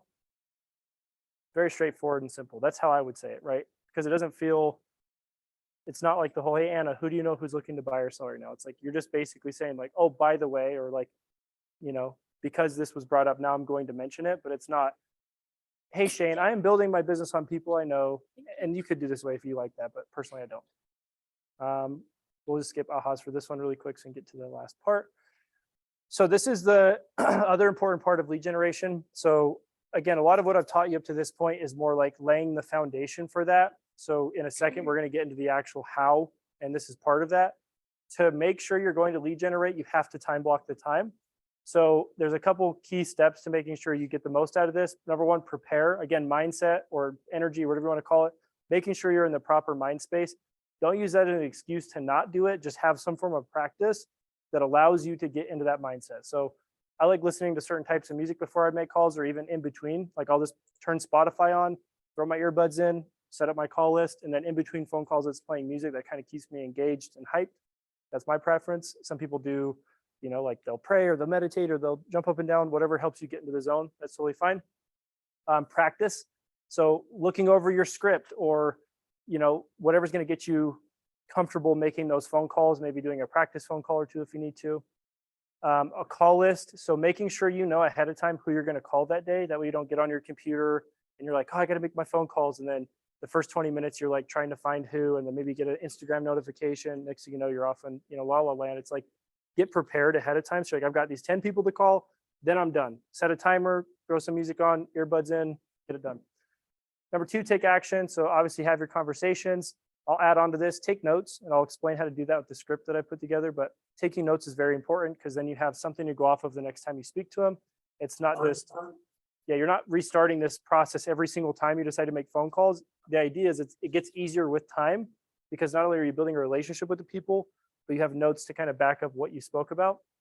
And then maintain, so making sure your database is organized and then just staying in touch with the people. So we're going to talk about protecting your time block. These are 4 tips that I found very helpful that I grabbed for you guys. Number 1, build a bunker. So find somewhere to work that takes you out of the path of disruption and interruption. So where will you work to avoid distraction? So if you live in a house with kids and a spouse and everything, probably not the kitchen table. Not a good idea, right? Or in the office, don't go in the area where people socialize. Find a spot where you can, there's like these little closet type of rooms upstairs, prospecting booths, something that gets you in the zone and allows you to not be distracted. Store provisions. So have supplies, materials, snacks, beverages, whatever you need on hand to avoid leaving your bunker. They say if you get off a task on something, it can take up to 15 to 30 minutes just to get back engaged to the same level you were before you got interrupted. So, do your best to avoid that. So what provisions will you have in place? Is it food? Is it water? Whatever. Sweep for minds. So this means anything that will distract you or take you off your focus. Turn off your phone. You can't do that because you're making phone calls. Maybe put on do not disturb is a better way to say that. Shut down your email, exit your internet browser, except for command. And then enlist support. So funny story, I can't remember who it was, but like one of the KW execs built like this massive team, made a joke one day that when he was getting started, he had a really hard time doing his phone calls. And so he gave his assistant his pants and said, don't give me these back until I finish my contact for the day, which means he couldn't leave his office or he'd probably get a public indecency charge or something. So so anyways, find accountability. It could be with other new agents. So communicate amongst yourselves. It could be, hey, listen, I'm going to text you every day when I get done with my calls. If I don't, I owe you $10, or talk to a more experienced agent. Can you hold me accountable? Whatever's going to help you or whoever is going to help you maintain that productivity time. So we'll skip this really quick. Come on now, little clicker. Okay, so I just want to know today, before we move on to scripts, how has your thinking changed, or what new ideas did you guys get from today's session?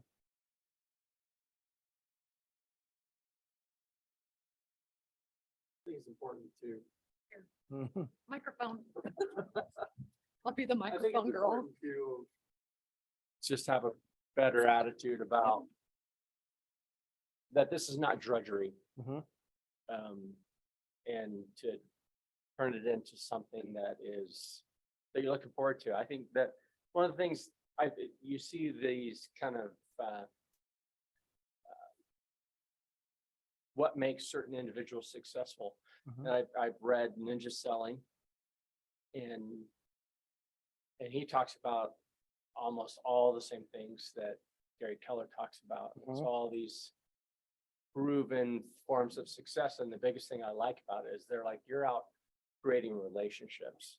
Yep. And that makes it a lot more enjoyable. For sure. Yeah, great reflection. I appreciate that. Anything else? Okay. I'm just kind of curious. I'll ask one more question. We'll wrap this up for the practice session. So I'm curious how your guys' behaviors will be different moving forward. Like, how do you feel like you're going to put what we just talked about into action? Uh-huh. Grab a mic really quick. Thank you, Kim. People that you know. And then I also really like the idea of inviting someone to the events. So I'll pick up some of those home and garden show tickets, and then that'll be a really good segue to, talk about real estate. Yep, 100%. And the Home and Garden is just a little QR code, which is really nice. You get your own little custom flyer. I went through and just did a mass text where, I don't know, I have a tool. I'm just gonna tell you guys about this now that I'm already on the topic. There's a tool called Reach you can get that will allow you to upload a list of contacts and then set a message and then hit submit. And it'll basically pull up your text message on your own. So you're sending it from your phone. It's coming from your phone number. You can just hit send over and over and over again. So it's an authentic text coming from your phone number that's customized to that person or that group or whatever. But it allows you to just so I sent out 600 text messages about the Home and Garden show, for example. But anyways, that's a cheat code for events that I want to tell you about. Well, cool. We'll move on really quick. Success system, talked about that, daily 10-4. So this is the first job of a real estate agent is lead generation. Again, I'm going to like hammer that home. Daily 10-4, 10 conversations, 10 contacts added to command, 10 handwritten notes, some social media stuff, and so on. So there's a script in your book today. Just for the sake of time, I'm just going to give you guys my script. I'll role play with you for a minute, have you guys break off into groups of 2, practice it yourself, and then we'll wrap up for the day. This QR code I think is broken, so bear with me if it is. I'll just email you guys a copy. You want to try it out really quick, Shane?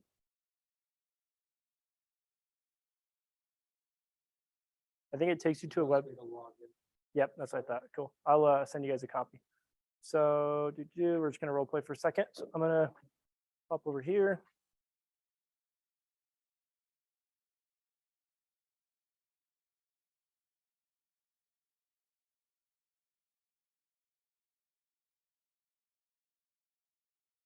Oh my gosh.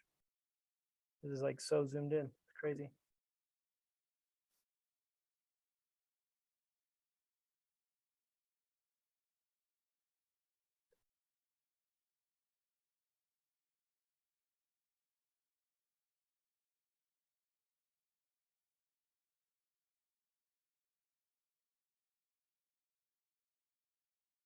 Okay, let's see.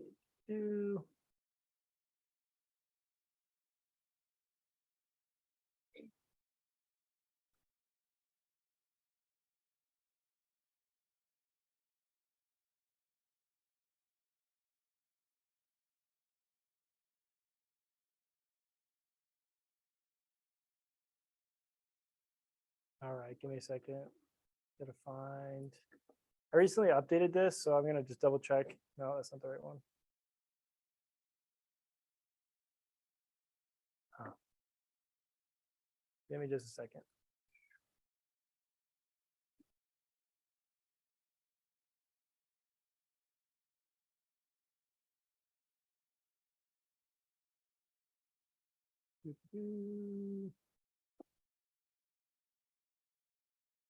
It was in here somewhere.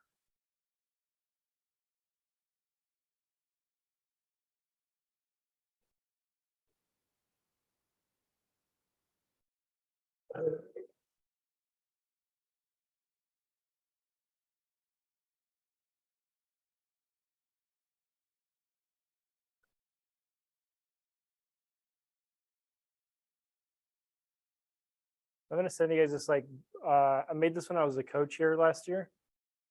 This is just like, I don't know. If I could give all the advice I'd give to a new agent and condense it into one packet, this would be it. So I'm gonna send it to you guys. But just gotta look. Updated the script, so I don't know. Let's see.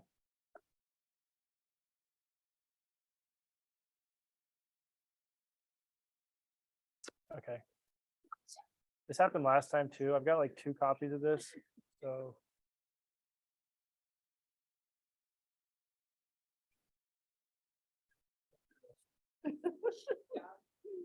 My wife has a public space and then a lot of women's office. I know, Ella, that's kind of how it is. Like, you like pull it in, it's spaces like that. and,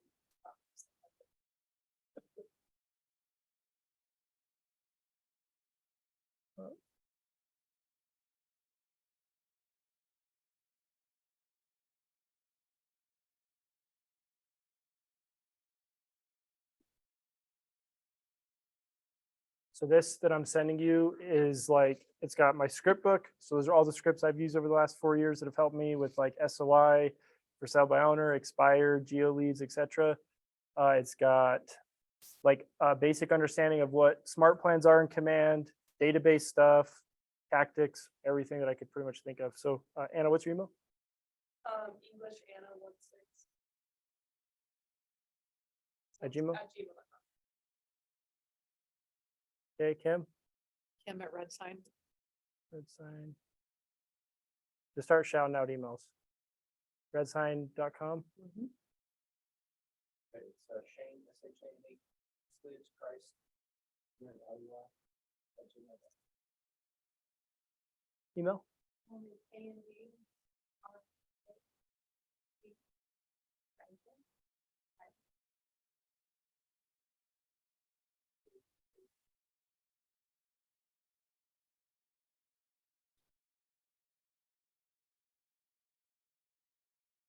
I'm gonna read that back to you really quick. CABALLARO.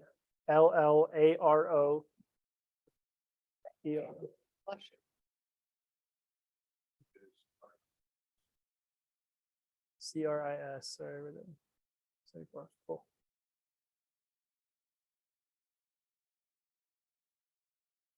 Oh, come on now. You guys ever had that happen where like Gmail just stops letting you drag? Oh, it never worked. On my computer, I cannot drag stuff into my email. It drives me crazy. All right.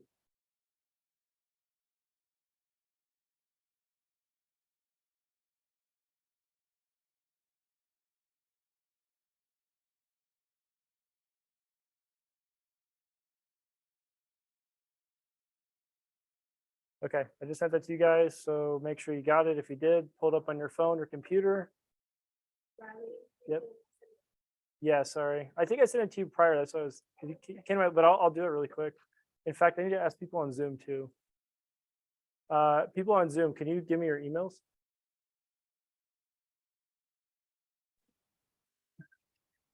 Yeah, Okay. Jess.n.berglund, it's BERGLUND at Gmail. Okay, so Jess.end, like END, is that right? Sorry, N as in Nancy, just the letter. Oh, Jess.end. I typed it into the chat. Oh, sweet. Let me go over here really quick.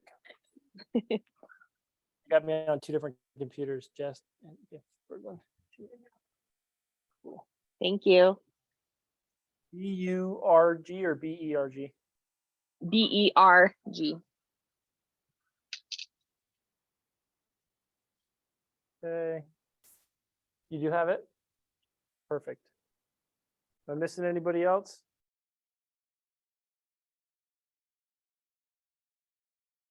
Sweet. Okay, Jess, I just forwarded you the email I sent these guys. So when you go and pop this up, again, there's a lot of stuff on here, so you can scroll through. But for now, we're just going to scroll till you get to the part that says script book, which I think is like 2/3 the way down or so. Yeah. Page 13, 12 or 13, somewhere around there. The little like, I don't know what you call this is wrong. Don't focus on that. So the /SOI script is one we're going to be working on. So I did oh my gosh, this got like all sorts of screwed up. Design wise, I don't know what Canva did, but it kind of botched this. So for now, I might send you guys a different copy later, but I did write out like a little explanation of why this script is important. This script is basically a cheat code to become like the best small talker that ever existed, because whether you see someone at a grocery store or you're making a phone call, it's like just a simple way to guide a conversation to keep it going in a way that feels like genuine and exciting for both people, not just like a drag. And if you scroll down, there's the apology intro /SOI forward script. So obviously, if this is someone that's been in your database for 6 months, you've talked to them a handful of times, you're not going to apologize every time you call them. I just threw this in here as like a consider starting the call like this if you haven't talked to the person for a while. So I can role play with who wants to be a partner. I think if I'm scrolling on the PDF, it tells me page like 15. Yep. Perfect. Okay. So I'm going to just, let's see, remind me of your name really quick. Andrea. Okay. So I'm going to do it once through reading it verbatim, so you guys can see how I would read it if I was doing it for the first time. And then I'm going to do it a second time where I'm just kind of going, like, I kind of know the script by heart. So I'll just kind of go off of like what feels right based on the time. Okay. Okay. So ring, ring. Hello? Hey, is this Andrea? Yeah. Hey, Andrea, it's Riley. Listen, I owe you an apology. Life's been pretty hectic lately, and I really haven't done a good job keeping in contact with you. So I really have a goal this year. I'm just going to say, when I wrote this, I realized part of it's wordy. So I don't really care. You can cut that part out. Like, you could just say something as simple as like, hey, Andrea, it's Riley. I owe you an apology. Life's been kind of hectic. Really haven't done a good job keeping in touch with you the last couple of years. And I was thinking about you. How are you? Good, good. I'm doing pretty good. Just doing school. Doing school? Yeah. That's cool. Where are you going to school? What's that? Where are you going to school? It's an online school. It's called Capella University. Cool. What are you planning on doing? So I'm working on my master's in clinical mental health counseling. Oh, that's cool. What's your long-term goal with that? Well, I'm most likely gonna just do it part-time. I've just kind of wanted it to something I could fall back on. In the event I can't do real estate anymore, because that's pretty physical. So I just want something to fall back on, plus I get free education from the Veterans Administration. Oh, awesome. Are you a vet?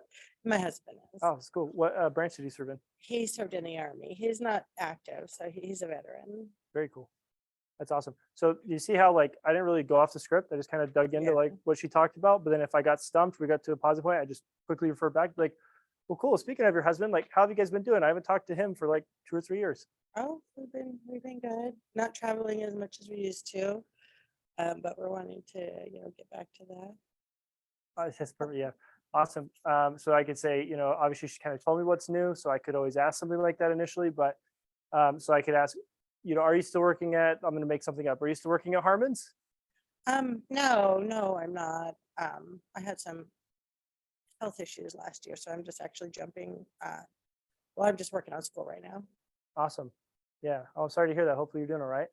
And then I could say, what are you doing for work nowadays? So like she's going to school, whatever, right? Take the conversation where you need to. So ideally you start with family. So we kind of touch on, the personal life type of stuff. Eventually work will come up. You can talk about recreation. So yeah, you mentioned traveling. Like where'd you go the last handful of years? Or what's your favorite place you've been to? Or We just love going all over in our RV. I love going to Tahoe, Mm. to New York. that's cool. We really like going to the national parks. Mm. That's super cool. Did you guys do like a little RV tour or something? Yeah, we do RV just all over the place. Since when gas was really high, we didn't go anywhere except for locally. Mm-hmm. And then last year I couldn't do any RVing at all because I had some really bad sciatica. Mm. But we're gonna get back into it this year.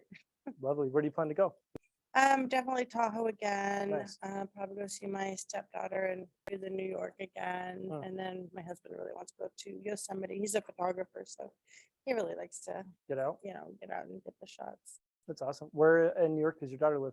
She lives in northern uptown.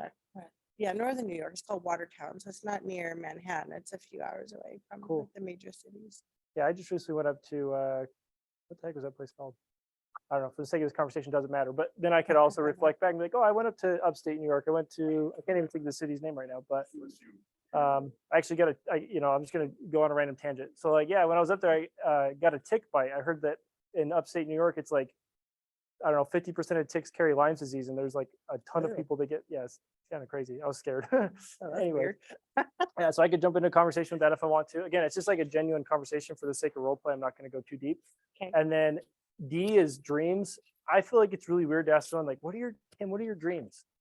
Maybe. That's weird. That is. I like to think of this more as like goals or desires or whatever you want to call it. So I'd be like, well, cool. Like, what are your goals with school? Or what do you have coming up this year you're excited about? Or what are you working towards at the moment? Or if I know, like, obviously I gauge it based on how well I know the person. If I know that this person has like a business, I might say like, well, man, like, what are your business goals this year? Like, what are you trying to accomplish? Or going to school, like, what's your intention with school long term? Or do you have any, like, what's your bucket list travel place to go? Or like, whatever, doesn't matter. Does that make sense? But Yeah. just ask something that's more just kind of like get them talking about their interests or something along those lines. And then as that kind of comes to a close and dies down, that could be a 5-minute call. It could be a 25-minute call, depends on what you dig into and what you get into. Then I'd say like, listen, Andrea, I'm really grateful you made time to catch up with me. It's been so good to chat with you. Please tell your husband I said hello. Hope he's doing well as well. I've had a lot going on myself and I actually just made a career change. You'll Oh. probably- What are you doing now? yeah, I actually just became an agent over at KW. That actually reminds me, I was going to send you something in the mail. As a new agent, it's important to collect contact info. That's why I threw this in here. But again, part of this script is kind of based around the first contact. Down the road, it's very simple. It's just the Ford method for small talk. And then you quickly throw in a little something about real estate at the end if you choose to. I recommend you do. But in this case, I would say, yeah, that reminds me, I'm actually going to send you something in the mail. I don't think I have your address. Do you mind if I get that from you really quick? Oh, yeah, it's 226 West, 470 South, American Place. Perfect. I appreciate it. And then to hold myself accountable, this is the way I would say it. You choose your own spiel, right? Just use this as a guide. So what I would say is, yeah, Andrew, to hold myself accountable, I'm kind of sharing my goal with people. As I mentioned, I just started my new career. I really want to help 20 families this year. So I'm hoping that you might hold me accountable. Would it be all right if I asked for your support in that? Oh, yeah, of course. Awesome. Do you know of anybody right now that needs real estate help? Don't know of anybody right now. I know in a couple of years, my husband and I want to get into a bigger house, but that's a few years off. Awesome.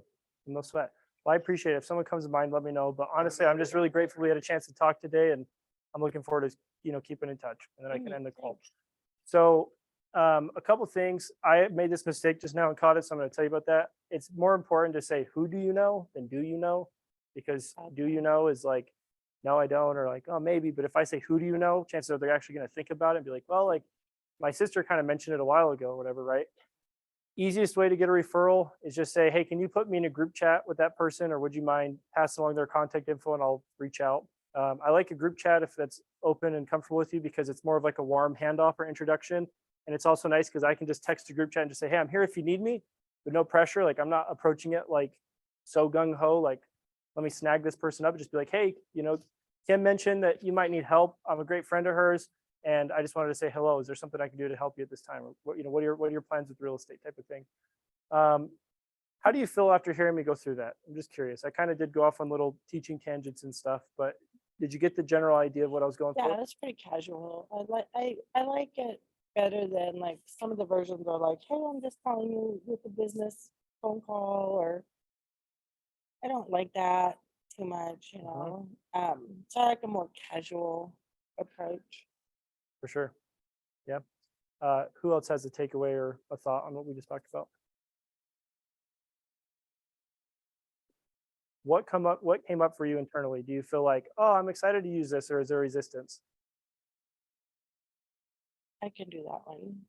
And I'm not, mean, go ahead. It's still gonna be scary because I'm not a big phone person, For sure. but I can live with that one. For sure. Yeah.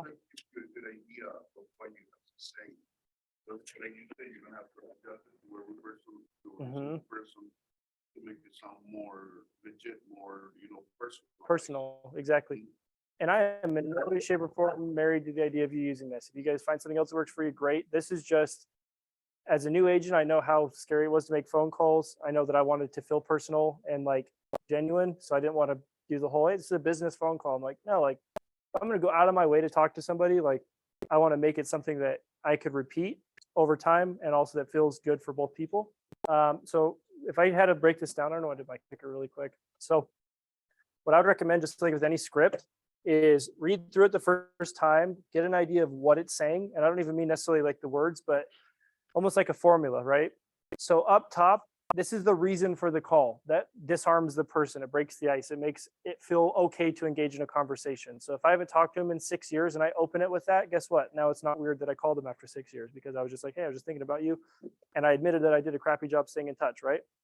This part is the small talk hack. This is, like I say, you can use this in real life. It's pretty powerful, honestly. I do it all the time. Like if I'm trying to talk to someone and I have no idea what I want to talk to Shane about, but like, let's say let's say we met each other because of a real estate transaction, but like we barely interacted and I happen to bump into you at some conference or something. Like it'd be really easy to jump into using this as like my, I don't know, the card in my back pocket if I need to get a conversation going and have it feel genuine, and also not be so worried about what I'm going to say, but like, just be like, I just want to, hear about Shane. Here, this is like your sly way of introducing you're in real estate. Again, you're kind of just saying like, oh, I just made a career change. Really, what are you doing? Yeah, that reminds me, right? You're treating it as like, oh, this just came up. Now I'm going to talk about it. Not like, now that this part's done, I'm going to speak about real estate. It's more like, I'm just going to like, by the way, or like, that reminds me, right? It's like a side thought. Does that make sense? And then the idea here, collect contact information. So again, their current address. That's so you can eventually, send them mail. When I created this, I made it for my students that I was mentoring last year here. And we would do an announcement letter. So I'd have them write up a letter that basically is like, hey, I'm in real estate now. I just want to let you know. And that's a more formal way of being like, hey, like this is what I'm doing. So that's what we would do, is we'd follow up with an announcement letter. You don't have to do that. However, I will say this playbook does have an example of my old announcement letter from 2019 when I got into real estate. I had one of my students do it and he closed 2 deals in his first month off of it. So it works. So that's why I encourage it, but it's not required. And then lastly, this is the best way I could come up with that made me feel comfortable to ask for referrals, because for my first 2 years, I did not ask for referrals ever. And I left like not only did a lot of people not get helped, but I also, if I want to equate it to money, I probably missed out on like $200,000 in 2 years easily, just based on me being afraid to ask for referrals because I hated the whole, who do you know is looking to buy or sell? Like I'm interrogating them. So I figured out like, what's a way that feels authentic to me? Like a lot of people in my life know I'm very goal driven. I always am working towards something. So it felt comfortable for me to be like, hey, I've got a goal this year. And most of the time, if someone that you care about asks you for support in a goal to encourage them or some way, shape, or form, like you're not going to tell them no. Even if you don't care, you're not going to be like, no, I'm not going to help you. That's why I bring it up in that way. Because like, well, of course I'm going to help you. Like, how can I help? Well, who do you know I can help? That's the best way to help me is send me people that you know, basically. Any questions? Okay. So I'm gonna, what time does this get over? 11:30? Or yeah, cool. So I'm just gonna challenge you guys just to quickly break off into groups of 2, run through it one time, and then I'll let you guys go. Deal? Cool. Any questions based on today? I was in a bit of a rambling mood, so hopefully it was as valuable as possible for you. But yeah, I appreciate you guys' time. Say break off into groups of 2, each read through it one time, and then we'll wrap up.